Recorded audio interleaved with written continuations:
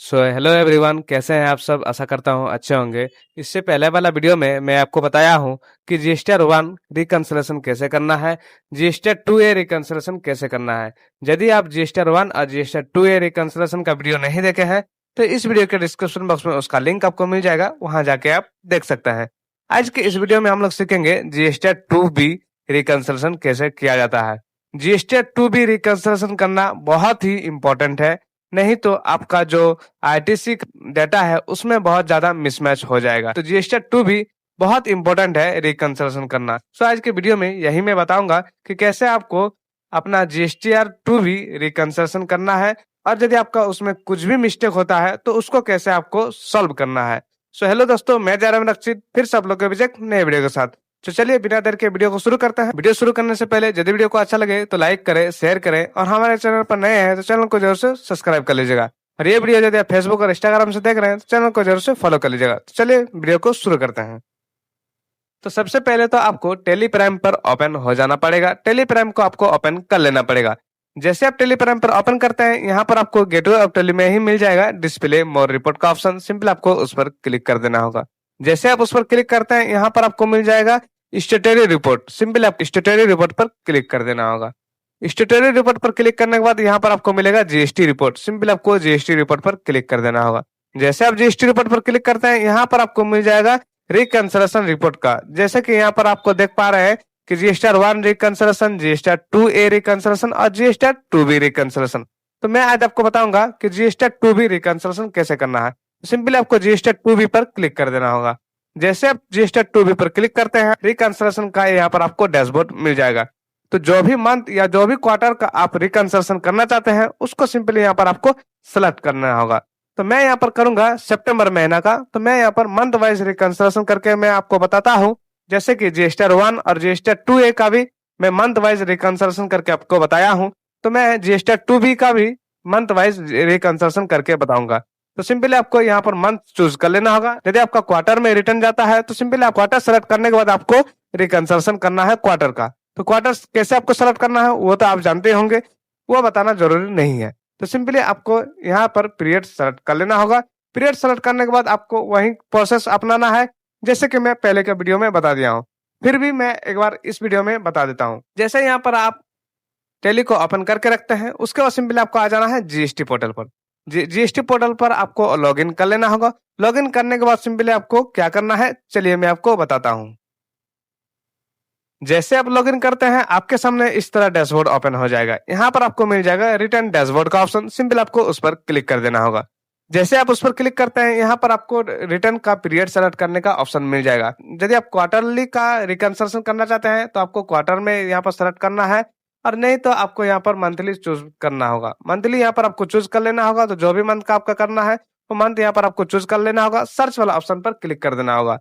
Search वाला option पर जैसे क्लिक करते हैं, यहाँ पर आपको मिल जाएगा जो भी मंथ का आप सर्च किए हैं उसका सिंपल यहाँ पर सारा डिटेल मिल जाएगा। जैसे GSTR 1, GSTR 2B, GSTR 3B, GSTR 2A। आपको अभी रिकंसिलेशन करना है जीएसटीआर 2B का। तो सिंपली यहाँ पर आपको जीएसटीआर 2B मिल जाएगा। जीएसटीआर 2B में यहाँ पर आपको डाउनलोड का ऑप्शन मिल जाएगा।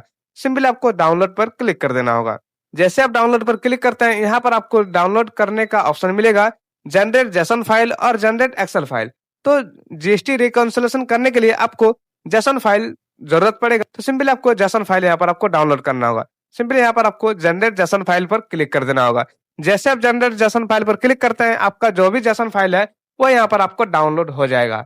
जैसे आपका डाउनलोड हो जाता है, आपके सामने इस प्रकार जेसन फाइल आ जाएगा।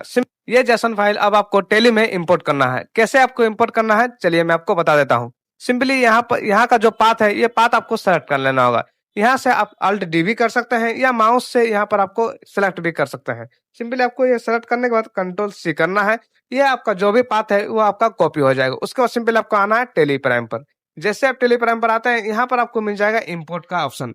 सिंपली आपको इंपोर्ट पर क्लिक कर देना होगा। इंपोर्ट पर क्लिक करने के बाद यहाँ पर आपको मिल जाएगा जीएसटी रिटर्न का ऑप्शन। सिंपल आपको जीएसटी रिटर्न पर क्लिक कर देना होगा। जैसे आप जीएसटी रिटर्न पर क्लिक करते हैं, यहाँ पर आपको मिल जाएगा जीएसटीआर 2B का ऑप्शन। सिंपल आपको जीएसटीआर 2B पर इंटर कर देना होगा, और यहाँ पर फाइल पाथ में आप जो भी पाथ को सेलेक्ट किए थे, कॉपी किए थे, उस पाथ को यहाँ पर आपको पेस्ट कर देना होगा। पेस्ट करने के बाद तो यहाँ पर आपको 2 बार एंटर कर देना होगा। उसके बाद यहाँ पर आपको फाइल टू इंपोर्ट में मिल जाएगा आपको GSTR 2V का ऑप्शन। सिंपली आपको उस पर इंटरप्रेस कर देना होगा और यहाँ पर आपको एक्सेप्ट कर लेना होगा। जैसे आप एक्सेप्ट करते हैं, यहाँ पर आपका इंपोर्ट GST डाटा होना चालू हो जाएगा। तो सिंपली आपको इस प्रकार अपना इंपोर्ट कर लेना होगा। इंपोर्ट होते ही आपके सामने कुछ पॉपअप मैसेज आएगा इंपोर्ट समरी का। सिंपली आपको इंपोर्ट समरी में भी इंटरप्रेस कर देना होगा। जैसा आप इंटरप्रेस करते हैं, यहाँ पर आपका जो GST पोर्टल का डाटा है वो यहाँ पर आपका ब्लू कलर में मिल जाएगा और जो आपका टेली का डाटा है वो यहाँ पर आपका ब्लैक कलर का मिल जाएगा। तो सिंपली आपको अब आसानी से अपना रिकंसोलेशन कर लेना होगा। कैसे आपको रिकंसोलेशन करना है, चलिए मैं आपको बता देता हूँ। तो सिंपली जैसे आपका इंपोर्ट यहाँ पर हो जाएगा, यहाँ पर आपको मिलेगा स्टेटस में अनरिकंसोलेशन। सिंपली अभी जो आपका डेटा है ये अभी आपका अनरिकंसोलेशन है। यानी कि अनरिकंसोलेशन का क्या रीजन है, क्या कारण के लिए यहाँ पर स्टेटस आपका अनरिकंसोलेशन दिख रहा है, तो यहाँ भी आपको मैं बता देता हूँ। सबसे पहले तो आपको देखिए आपका जो डेटा है वो रिकंसोलेशन जो डेटा है वो आपका 31 वाउचर काउंट है। यानी कि 31 वाउचर जो है वो आपका रिकंसोलेशन ऑलरेडी किया हुआ है। उसके बाद अनरिकंसोलेशन जो आपका 11 वाउचर जो है आपका वो आपका अनरिकंसोलेशन है। यानी कि ये आपका मिसमैच है। इसमें आपका मिसमैच क्या है, चलिए मैं आपको बता देता हूँ। 11 वाउचर जो है वो आपका अनरिकंसोलेशन है। उसमें आपका क्या क्या दिक्कत है ये भी इसमें दिया हुआ है। सबसे पहले तो आपको दिया है मिसमैच डेटा। मिसमैच डेटा में आपका सिक्स वाउचर जो है आपका वो आपका मिसमैच है। तो 6 वाउचर आपका मिसमैच है। उसके बाद यहाँ पर आपका जो 2 वाउचर है, यानी कि 2 जो वाउचर है वो आपका क्या है, अवेलेबल ओनली इन बुक्स। यानी कि जो आपका बुक्स में अवेलेबल है वो आपका 2 ऐसा वाउचर है जो आपका अकाउंट्स बुक में अवेलेबल, लेकिन आपका टेली का जो साइट है, टेली का जो वेबसाइट है उसमें आपका ये अवेलेबल नहीं है। इस तरह वाउचर आपका 2 तो है। उसके बाद यहाँ पर आपका है available only on portal. Available only on portal का मतलब हो गया कि आपका पोर्टल में 3 गो डाटा इस तरह है कि आपका पोर्टल में अवेलेबल है लेकिन आपका टेली में अवेलेबल नहीं है। तो ये सारा चीज आपको सही करना है। कैसे आपको सही करना है, तो यहाँ पर आपका जो टेली का डाटा है वो टेली का डाटा में आपको आना है और इंटरप्रेस कर देना होगा। जैसे आप टेली का डाटा पर इंटरप्रेस करते हैं, यहाँ पर आपको मिल जाएगा B2B में जो भी इनवॉइस में दिक्कत है वो यहाँ पर आपको मिलेगा। इसमें भी आपको आने के बाद सिंपली इंटरप्रेस कर देना होगा। जैसे आप इंटरप्रेस करते हैं ये आपका समरी वाइज ओपन हो गया है। तो लेकिन समरी वाइज में आपको रिकंसोलेशन करने में बहुत ज्यादा दिक्कत होगा, तो आपको इसको वाउचर वाइज करना है। वाउचर वाइज आपको कैसे करना है, सिंपली कीबोर्ड से आप F5 प्रेस कर सकते हैं या यहाँ पर आप देख पा रहे कॉर्नर में वाउचर वाइज लिखा हुआ है। सिंपल आपको वाउचर वाइज पर क्लिक कर देना होगा। जैसे आप वाउचर वाइज पर क्लिक करते हैं, यहाँ पर आपको वाउचर वाइज मिल जाएगा कि मिसमैच जो डाटा है वो कितना है। उसके बाद सिंपल उसके बाद यहाँ पर आपको मिल जाएगा अवेलेबल ओनली ऑन पोर्टल, यानी कि आपका जो पोर्टल में डाटा है वो केटो है, वो भी यहाँ पर आपको मिल जाएगा। रिकंसोलेशन आपका जो है वो आपका केटो डाटा है जो आपका पहले से रिकंसोलेशन हो गया है। तो इस तरह आपको अपना वाउचर वाइज ओपन कर लेना होगा। उसके बाद आपको इसको सही करना है। सही आपको कैसे करना है, जैसे कि मिसमैच में आप देख पा रहे हैं कि मिसमैच में मेरा जो है ये सारा डिटेल है। उसके बाद अवेलेबल ओनली ऑन पोर्टल पर जो है मेरा ये वाला है। तो इसको सही करना है। सही कैसे करना है, चलिए मैं आपको बताता हूँ। सिंपली जो श्री लंगटा बाबा का जो डिटेल है इसमें मेरा क्या है दिक्कत, तो मैं यहाँ पर आपको फाइंड करके बता देता हूँ। सिंपली जो परचेज जो है इसमें इसका जो टैक्सेबल अमाउंट है, टैक्सेबल अमाउंट सही है। टैक्स जो है CGST SGST ये भी सही है। उसके बाद यहाँ पर आपका टोटल टैक्स अमाउंट भी सही है। लेकिन यहाँ पर जो इनवॉइस अमाउंट है, इनवॉइस अमाउंट में यहाँ पर आप देख पा रहे हैं कि इनवॉइस अमाउंट में जो इसका लास्ट का जो है 0.01 वो मेरा यहाँ पर मिसमैच है। तो सिंपल यदि आपका भी इस प्रकार मिसमैच होता है, जैसे कि इनवॉइस अमाउंट पर या आपका टैक्सेबल अमाउंट पर या आपका यहाँ पर टैक्स अमाउंट पर, सिंपली इसको आपको सही करना है। कैसे आपको सही करना है, सिंपली आपको उसी वाउचर पर आके इंटरप्रेस कर देना होगा। जैसे आप इंटरप्रेस कर देते हैं वो जो आपका वाउचर है वो यहाँ पर आपका ओपन हो जाएगा। यहाँ पर मेरा मिसमैच आ रहा था 0.01। 0.01 मेरा मिसमैच इसलिए आ रहा था कि मेरा यहाँ पर राउंड अप लिया हुआ है और वो जो पोर्टल का डेटा है उसमें राउंड अप लिया हुआ नहीं है। तो सिंपली ये जो राउंड अप है, ये राउंड अप को मैं यहाँ से डिलीट कर दूंगा। तो सिंपली आपको यहाँ से डिलीट करने का एक शॉर्टकट तरीका है, Ctrl+D प्रेस कर दीजिएगा तो ये आपका डिलीट हो जाएगा। डिलीट होने के बाद सिंपल आपको Ctrl+A के साथ एक्सेप्ट कर लेना होगा। जैसे आप Ctrl+A के साथ एक्सेप्ट करते हैं ये आपका डेटा सही हो जाएगा। और यहाँ पर आप देख पा रहे हैं कि ये जो लंगटा बाबा का डेटा है, श्री लंगटा बाबा का जो डेटा है यहाँ पर आपका आ गया है, वो भी आपका रिकंसोलेशन ये आपका हो गया है। तो इस प्रकार आपको अपना सारा डेटा को सही कर लेना होगा। उसके बाद ये भी जो श्रीलंका बाबा का डेटा है उसमें भी इसी प्रकार है, भी परचेज बिल में उसी प्रकार राउंड अप में ही दिक्कत है।